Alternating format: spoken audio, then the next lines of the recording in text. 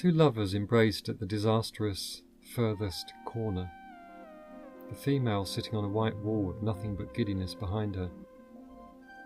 The male stood pressed into the corner, almost appearing to be pushing her towards the vertical space.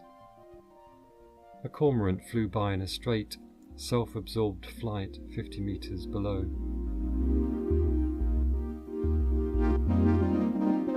A coachload of visitors stood in the accelerated air around the bluff. They stood against the Atlantic in the Isles Berlenga, smiling to make photographs. Then they alighted back aboard the coach via the loos, which were hidden underground. The coach had its engine revved to supply the air conditioning, and as a signal, it was time to carry on to the next spot.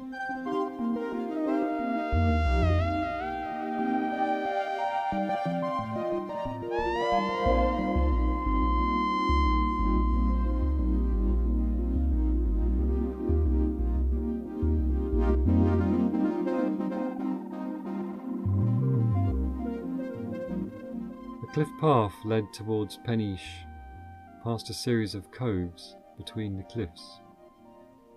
The path went from cliff top down to beach level several times before going amongst housing again as it entered Peniche. It was only a couple of miles back, and as I walked across the road onto the harbour car park, the same coach full of visitors swept around the bend. One of the observant tourists did a double take as she noticed me and obviously recognised me from an hour ago.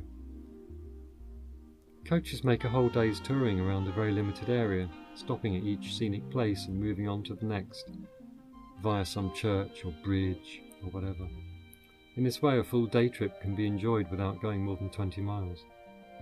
If the tourist does not look at a map, the blur of scenery and beauty spots spread along the route would appear to be a long distance, until one spots a walker and realises the coach has only moved a couple of miles along the coast.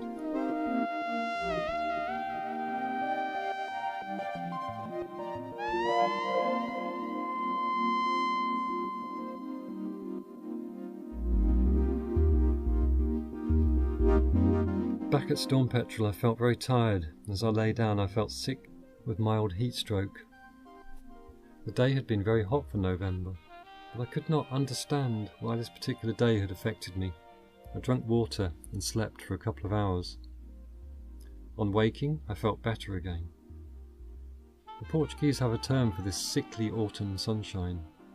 It was the Verão de São Martinho, the summer of St. Martin, and renowned for making people sick.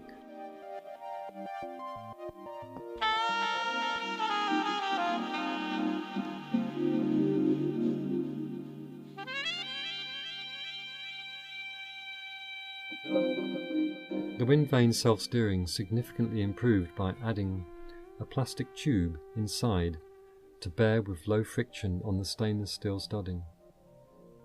The real problem was the rudder arrangement, and I decided to make an auxiliary rudder with a trim tab attached. It was impossible to put a trim tab on Storm Petrel's existing rudder because it was under the transom, and so there was no way to run control lines to it. It'd be possible to fix tubes through the hull, but the boat would need to come out of the water, and the tubes would be vulnerable to damage. An auxiliary rudder could be used as emergency steering if needed. It needed to be easily demountable to service the parts or adjust the control lines to the trim tab.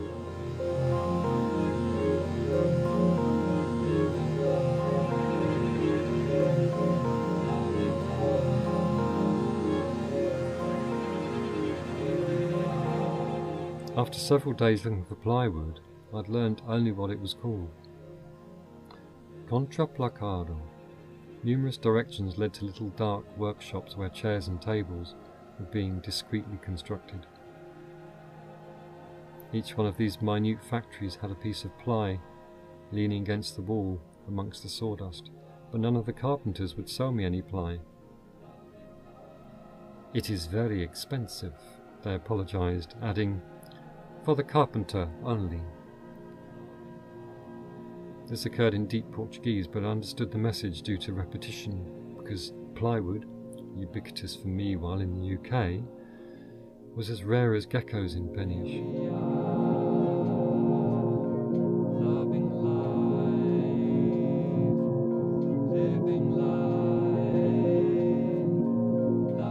The trail of directions and suggestions led through the rarer parts of Peniche, and I treasured the opportunity to step through corrugated doorways into the smell and dust of woodyards.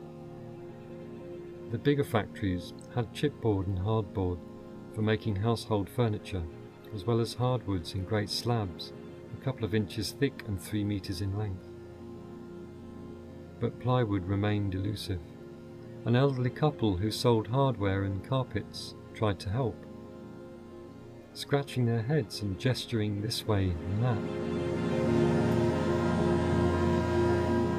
I repeated the word contraplacado at intervals, while the shopkeepers failed to think of a supplier.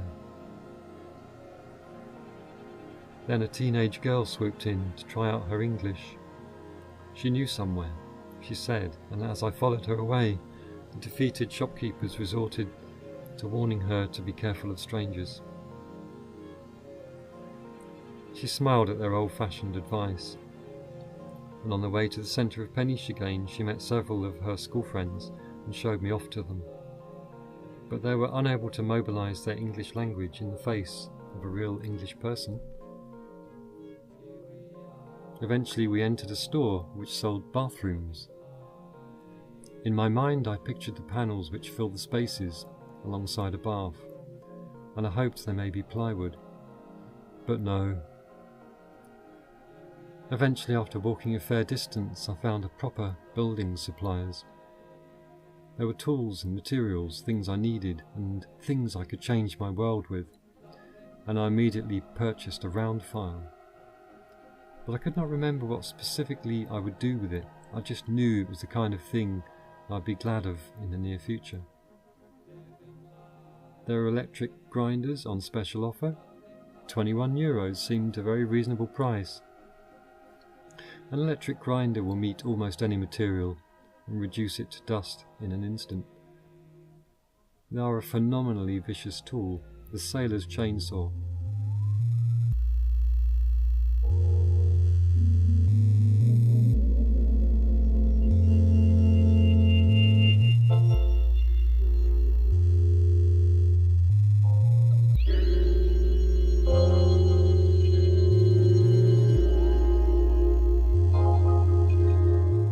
I wanted one, but decided to focus on what was needed first. They had sheets of ply. Trouble was I could only buy a whole sheet, which measured 2.5 meters long by 1.5 meters wide. It was huge, but it was meant to be because the Club Nautique de Peniche offered me the use of their workshop, and I was certain they would be pleased to have the surplus.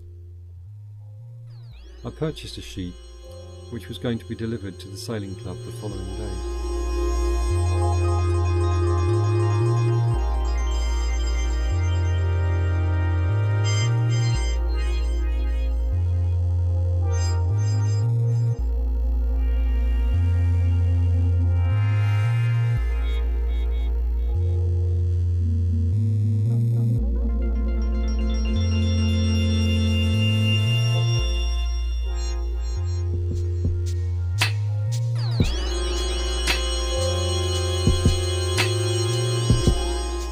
A westerly swell thundered on the mole, but the wind remained light.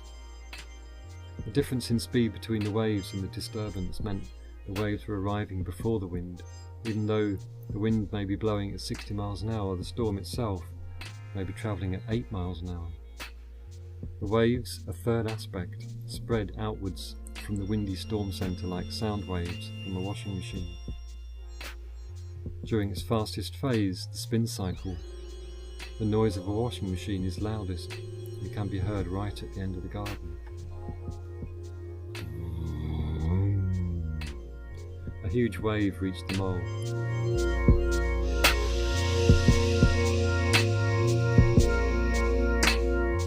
A white tongue of seawater spilled onto the car park. These spills were occasionally heavy enough to damage a car, and there were barriers preventing access, while big swells were arriving. The Portuguese for waves was a beautiful word, rafagas. The perturbation which made the present rafagas was 600 miles to the northwest. An entity without awareness, an area, a system, hardly a thing, and not at all an organism. As a storm, it was illustrated as a spiral-shaped hole. It had dangerous and safe sectors which defined the actions a vessel may take to gain safer position when cornered by one. The idea of being caught by a storm suggests an angry mind or malicious intent, an angry god or goddess inside, driving it along with a will. Ocean meteorology maps show the paths of these storms like the routes taken by migrating animals. In the northern Atlantic, a storm will usually travel to the northeast after being born on the eastern seaboard of the US, to travel over the Atlantic to Western Ireland, and pass to the north of the United Kingdom. Reaching northern Scandinavia and the Arctic under the high atmospheric pressure and cold of the polar regions, the storm weakens and finally withdraws into itself. There, with just enough energy left to flutter a snow goose's tail, the tired old storm inscribes its journey from the equator to the pole in arcs and circles in the snow, drawn by the sharp tips of seagrass in the cold breezes under the northern star.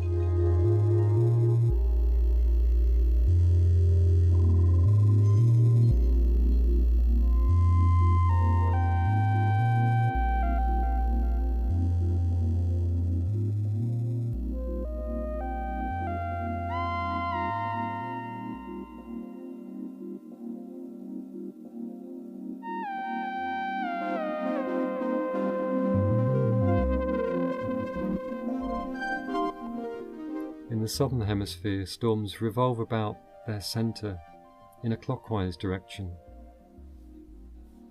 In the northern hemisphere, it is anti-clockwise. This fact is one of the prime reasons the United Kingdom has a fairly high annual rainfall, because a low passing to the north of the UK has winds revolving anti-clockwise around its centre. This causes prevailing westerly winds over the UK.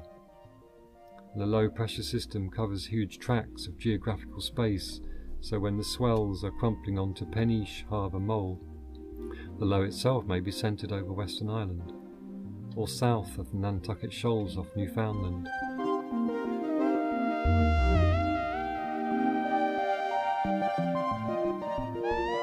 The wind strengths are highest nearest to the eye of the low, the centre, because there is the lowest atmospheric pressure, and the winds are the result of air rushing in to fill the hole, or eye, from the surrounding regions.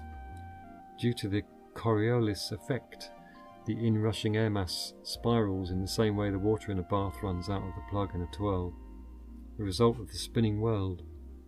Water or wind moving towards the axis of rotation is deflected by the amount of the vector of the rotation. The potter's wheel has splashes of slip which lay directly outward from the centre, but the path they took relative to the potter was a spiral. People move with the surface of the earth as it rotates under the winds, and so we have a relative wind caused solely by our movement along with the earth's surface.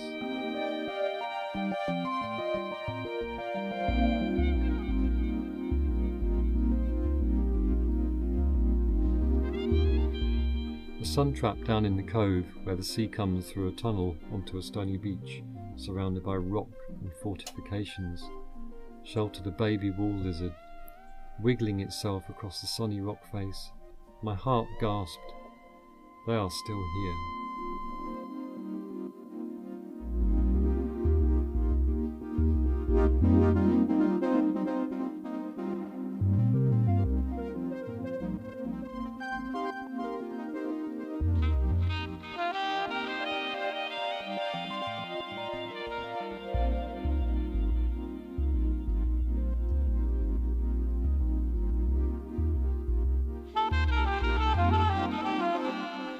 Page 97, Cod and Tar. A quote from A Winter Ship by Sylvia Plath. All around us the water slips and gossips in its loose vernacular, ferrying the smells of cod and tar.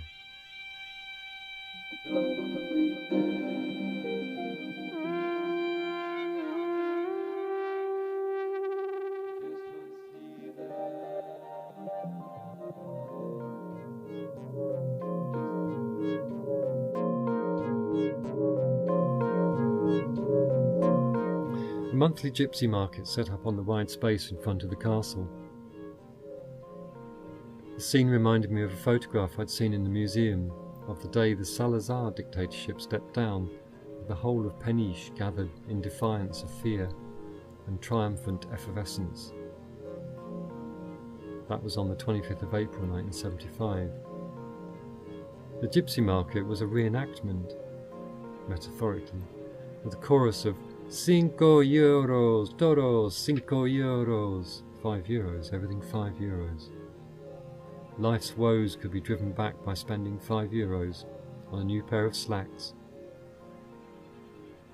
The word euros rolled around like trapped thunder under grubby white tarpaulins. Guy ropes were attached to stakes hammered deep into the tarmac road. Everyone seemed angry and urgent, demanding attention, barking into the masses. I'd not yet had breakfast and found the market draining.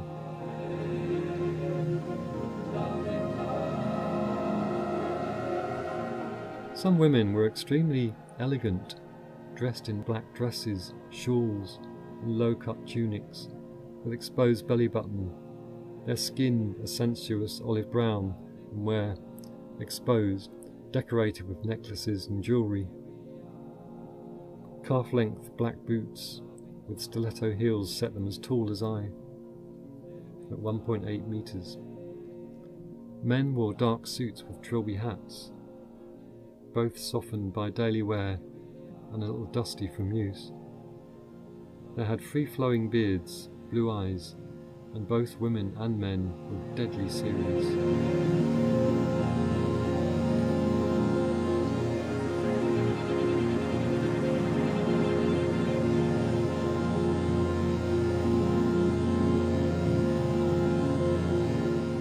Asians with microphones held close to their mouths looked like a cross between Krishna, the young blue-skinned deity, and Elvis, the young white-skinned deity.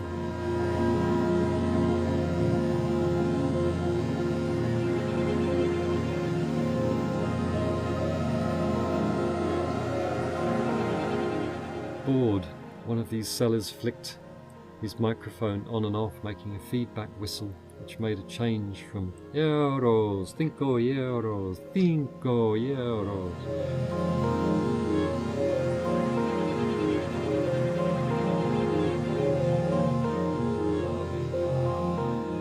There were South Asian sellers with electrical goods, phone chargers, packs of alkaline batteries, and absurd novelty toys that made me laugh aloud. A dancing Barbie doll with gyrating hips, in a pink frock, held a microphone and jerked it back and forth in front of her mouth. It looked about as suggestive of fellatio as a toy could possibly be. My laugh drew the sellers, and I briefly wondered about sending one to my sister and family. I asked the price. 5 euros, 5 euros. Of course it was 5 euros.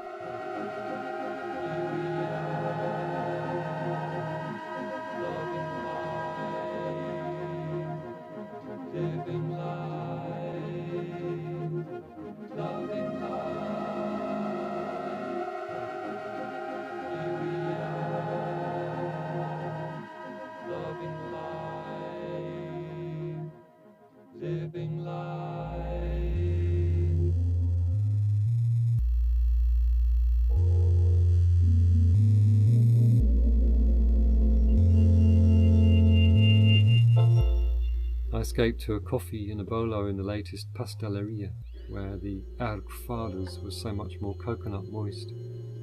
and the coffee had more strength. It was near the Espresso Internet, which I visited each morning. Portuguese people did not eat erg fada with cheese and ham fillings, and I was pleased because it meant I had been the butt of a joke, which meant I was embraced by the humour of the local people, and I felt bonded to the pasteleria with the ham and cheese filled donuts. To be part of local humour was to be part of the community. I felt this again in a cafe I visited one evening. I rarely went out in the colder, darker evenings because the only option would be to sit in a bar with men watching football on television. But Café Mystique was a trendier and non-traditional place. I sat down and watched music videos, resigned to almost total exclusion from the young social life, but I was content to enjoy a younger place.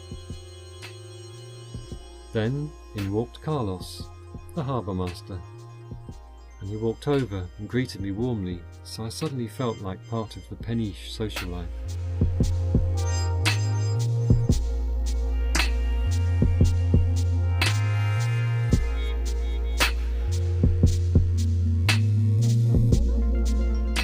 Carlos sang in a band called Nautilus, and he loved the sea. His grandfather had been a fisherman in Nazaré.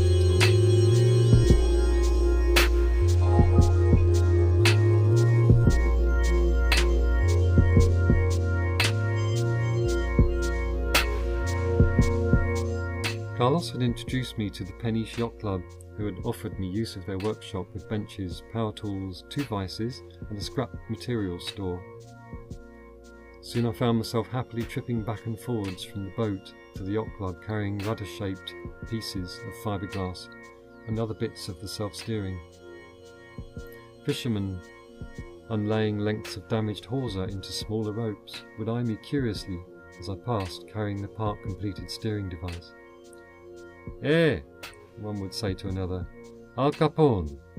Must have been holding it like a machine gun that had holes drilled in it for the rudder hinge lashings, which had the appearance of machine gun bullet holes.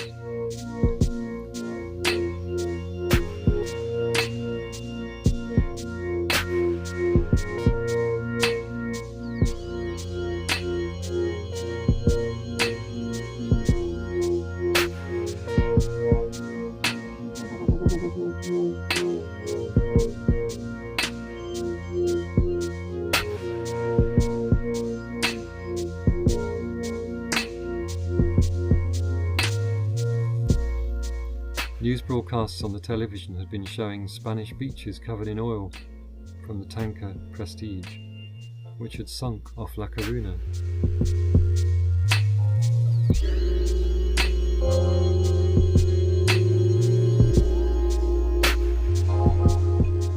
I grieved each time I saw the damage, covering hundreds of square miles around Camarinas, Muros, and the other rears of northwest Spain, which had been obliterated by crude oil. I thought of the magical clear waters seen under my rubber dinghy as I had motored around exploring Camarinas. The fish, lolling around in ecstatic abundance, gave my fresh, recently arrived perception of a paradise. A world where the process of creation was yet to decay to a point at which the order of predators appeared.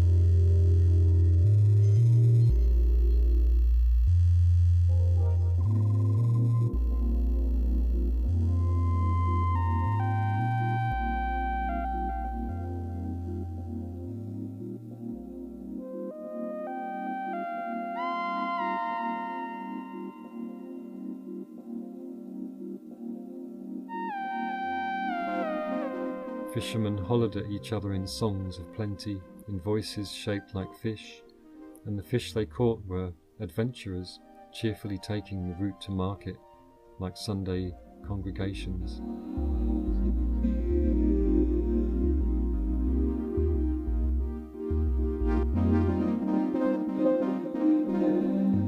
There were synchronized swimmers puckering lips above the surface, kissing love hearts onto the tabula rasa, the surface tension of the living waters.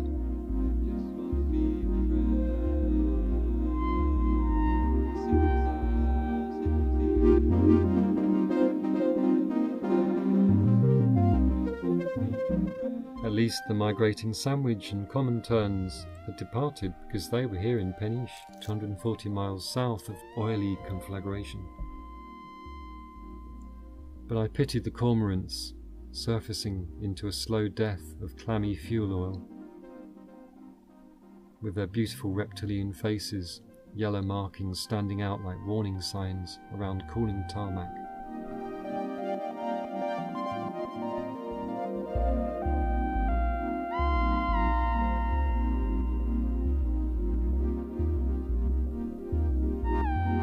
Thousands of herring gulls would be perturbed by a sudden halt in the fishing and go hungry in the harshening winter climate.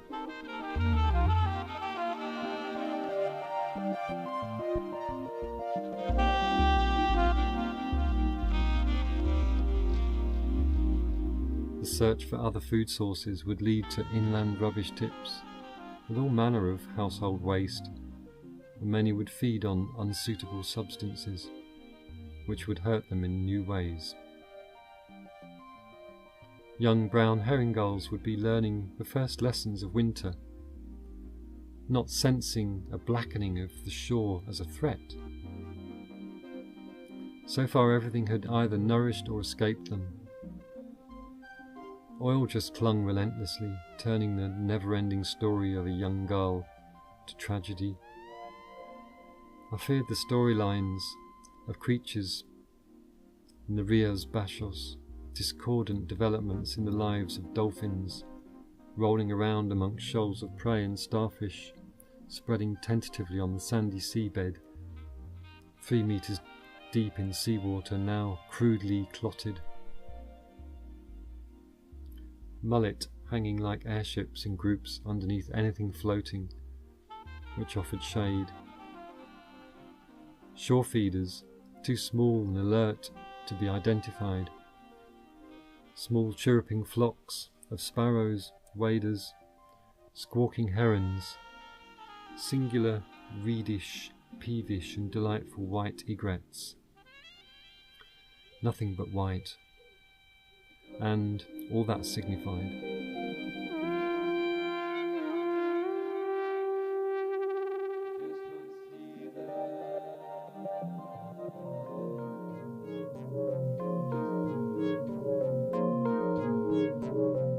Even the feral cats of La Coruna, living among piles of rock, along the harbour wall and all along the digue de Abrigo Barria de la Maza, meeting thick clods of oil.